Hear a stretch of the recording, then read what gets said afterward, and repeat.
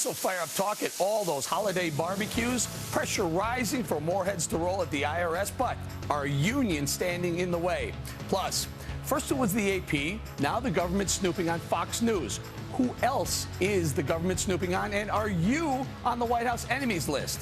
And then, hello everybody, I'm Eric Bolling. Welcome to Cashin' In. Our Cashin' In crew this week: Wayne Rogers, Jonathan Honig, Kimberly Guilfoyle, and Kirsten Powers joins us. Welcome everybody. Calls growing for the White House to can a lot more IRS workers, but IRS workers are unionized and unions protect their members. Kimberly, IRS unionizing their employees. Is this a conflict of interest? I think it's a great question because it is an inherent conflict of interest. There's bias embedded there. When you have a situation like this where they're protected, it's very difficult to remove them. They have a positive incentive to go along with the administration. And of course, if you look at these numbers, the IRS workers' political donations, 2008 and 2012 to President Obama, $110,000 in contributions, 78% of them contributed to President Obama and his reelection because they got a good thing going with him. So they want to make sure it stays in place. Versus Romney and McCain in 2008 and 2012, respectively, only 22%. Yeah. So no wonder they got in the bag for the guy. They just put up there, the Political Action Committee, the PACs, far outnumber the donations to Democrats than they do to Republicans. Jonathan, unions, you love them, don't you? Well, listen, Eric, people have the right to unionize, but I think any employer, including the federal government, has to be, I don't know, on mushrooms to hire them. And they've destroyed every single industry in which they've been intimately involved. Steel, airlines, textile, coal, education, we've talked about at great lengths. I mean, that's why private employers, by and large, won't work with unions these days. The only place their influence is growing, of course, is in government, where, as the IRS case shows, they can use force against their political opponents. That's why we should cut ties with them altogether. Kirsten, explain to me why the government employees, we the taxpayer, we pay their salaries. Why should they be able to unionize? Because people have a right to unionize. I think any group of workers has a right to unionize. I do think unions historically have played a really important role in our country.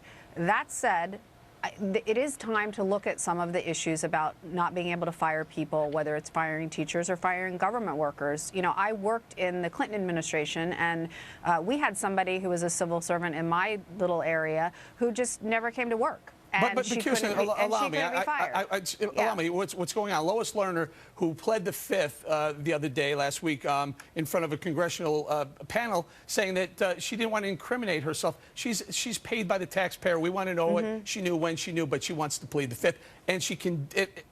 In the aftermath of that, she's let go. She's not even let go. She's put on administrative leave with pay because she's part of a union. This is what drives us crazy. I think it drives everybody crazy. I think you can support the idea of unionizing and still have this drive you crazy.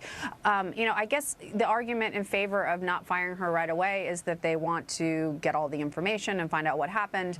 But this sends a fundamental message, I think, to the American people about the IRS, which is that they don't think they're accountable. And, you know, none of us can plead the Fifth if we're audited.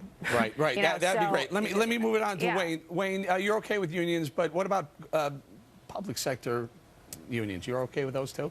Well, I think, Eric, I think you have to ask yourself, I mean, everybody does, what good is a union of federal workers? What are they doing? Are they being abused by the taxpayers? Is that why they need protection from the union? No. Unions were formed for the purpose of protecting the worker, and they were good, and some of them are still good. And Jonathan is wrong when he says that they're all bad. They're not all bad. Some are very good. Some have done some very good work. But in this case, where it's the taxpayers who are the people who are paying the salaries of those people, they should not be unionized, and they should not have the right to. They're not doing anything. Why are they doing it? Let me get back to Kimberly. Let's say you even agree that a federal employee could be unionized. Should they be able to donate so much money to a certain particular president's re-election campaign? No, because they're coming to their organization, to their business with unclean hands, because essentially they have that inherent bias built in.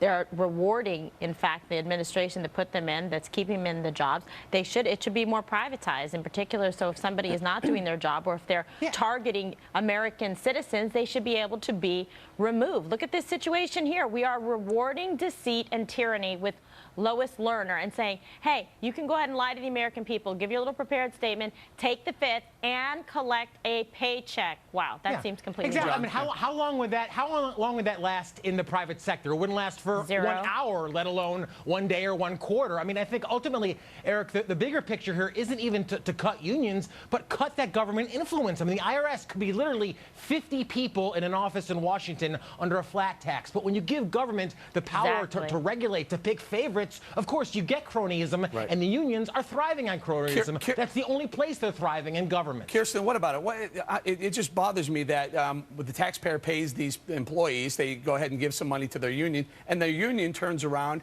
and makes political contributions to keep the same bozos in office that gave them the jobs in the first place. It sounds like a real kind of crony circle. Well, can you explain to me how that's different than firefighter unions or police unions who are more likely to donate to Republicans? I mean, do you oppose those unions as well, and should they not be able to? My concern is on the federal level.